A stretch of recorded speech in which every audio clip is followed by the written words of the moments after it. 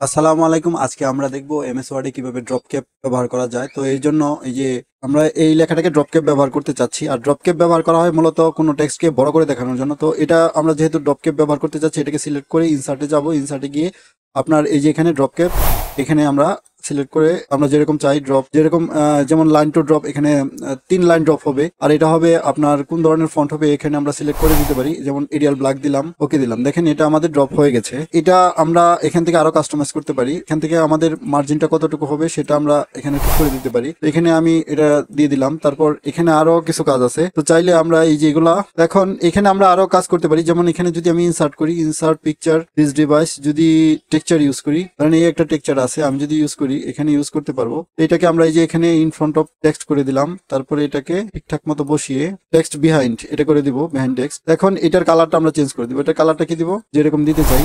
আর এই যে সিলেকশন পেনে গিয়ে আমরা এই পিকচারটাকে আর একটু উপরে উঠিয়ে দিব। এই তো আপনার অনেক সময় কোনো কোনো ডকুমেন্টে দেখবেন এরকম ড্রপ ক্যাপ ব্যবহার করা হয়ে থাকে। তো আমরা এইভাবে ড্রপ ক্যাপ ইউজ করতে পারি।